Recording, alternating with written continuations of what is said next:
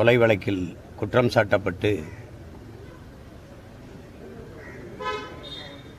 மரண தண்டனை விதிக்கப்பட்டு அத்தண்டனையிலிருந்து மீண்டு 33 ஆண்டுகள் சிறைச்சாலையில் வாடி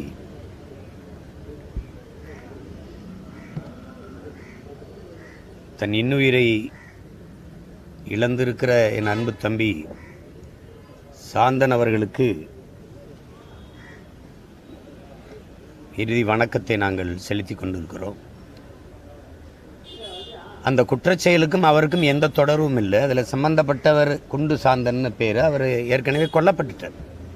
அந்த சாந்தன்கிற ஒரு பேரை சம்பந்தப்படுத்தி அவரை இந்த வழக்கில் சேர்த்து செய்யாத குற்றத்திற்காக இவ்வளவு ஒரு கொடுந்தண்டனை அனுபவித்த ஒருத்தர் நம்முடைய தம்பி சாந்தன் அவர்கள். இது அநீதியிலும் அநீதி. இது அவருக்கு மரண தண்டனை இருந்தது. அவருக்கு என்னுடைய தம்பி பேரறிவாளனுக்கும் தம்பி முருகன் அவர்களுக்கும். என் தம்பி அறிவு மரண தினம் நிறைவேற்றப்பட்டால் என்னுடைய உடலை என் தாய் தந்தையிடம் ஒப்படைங்கள் என்று கடிதம் கொடுத்துட்டேன். முருகனும் என்னுடைய தம்பி சாந்தனும் வந்து என்னுடைய உடலை எங்கள் அண்ணன் சீமானிடத்திலே ஒப்படைங்கள் என்று கடிதம் கொடுத்தார்.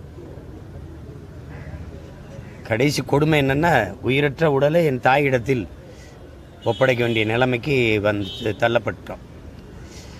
33 ஆண்டுகள் கடும் அரசியல் சட்ட போராட்டத்தை செய்தோம். இந்த விடுதலைக்காக தான் செய்தோம். அது எல்லாம் வந்து கடைசிக்கு சிறப்பு முகாமில்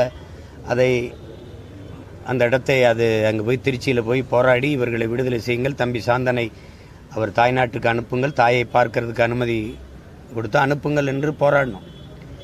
அதை ஒட்டி வழக்கு தீர்ப்பு வந்தது. அது 29ஆம் தேதிக்குள்ளே அனுப்பணும்னா அந்த 28 இரவு அனுப்புறதா அவங்க இருந்ததா சொல்கிறாங்க. அது 28 இறந்துட்டார். அப்போ இவ்வளவு காலம் போராடி வெற்றின்னு அந்த வெல்ல போகிற நேரத்தில் என் தம்பி உயிரை இழந்து எங்களை தோற்கடிச்சிட்டான்னு தான் சொல்லணும்.